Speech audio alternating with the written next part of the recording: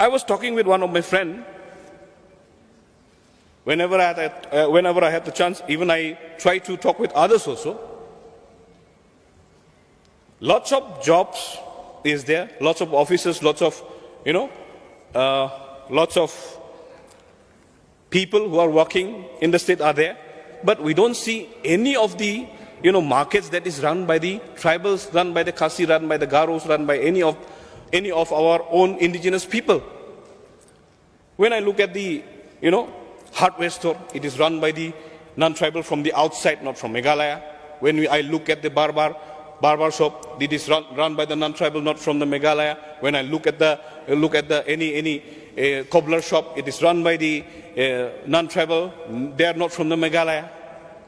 What kind of vocational training we are giving to our jobless student? I don't know. What I feel is that even our state, the people of Meghalaya is clamoring for our own people to be there as a masonry, as a skill level. Now, whenever I want to hire any laborers or any masonries, I have to look very hardly. And I hardly get one. And even they are not from the locals, they are from outside. Now, if we don't produce a skilled labor, a skilled masonry, a master craftsman from our own state, then again, we're inviting the influx. This would have been one of the systems where we could have checked the influx also. But sincerity in approach seems to be neglected. This is what I feel. Now, I would love to request the government, while giving the vocational training, we have to see where we can give the placement. We still have lots of places where we can give the placement. Why give a placement in the other states like Bangalore, Mumbai, where our students work as a helper? We could have kept them as a helper in our own state. We don't train them to be a helper only. We should train them to be an entrepreneurship. Why can't we give the loan to our students who has got the vocational training in such a manner, like in marketing, maybe an entrepreneurship, so that our own people can have the, hardware store. Our own people will have a barber shop. Our own people will have a cobbler.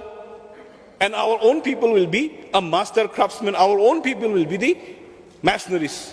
So these are the gaps that we have to look into.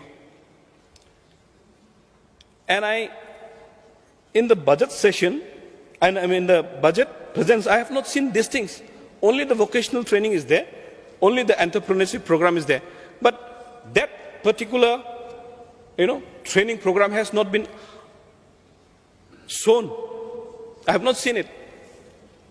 So I would love to request the government in the future, what is there to be filled up, what is there to be looked into.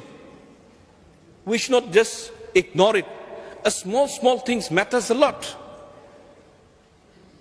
As I've been speaking about ignorance bringing chaos, graduated students, because we cannot, give a quality education. That's why some of the graduate students, maybe they are, blending with the other anti-social activities.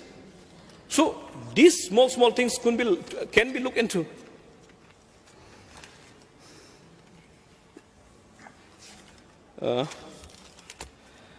Since this is just a card motion, Mr. Speaker, sir, I don't want to lengthen my speeches with unnecessary, oratory, but I would love to request this government, at least in the future, make some program, keep some program, so that our, not only the unemployed, not only the uneducated, not only the dropout students, even the graduate who are not getting the quality education will be able to at least look into their future and say that at least I will be also the workforce engine for this Meghalaya and for the economy as a whole.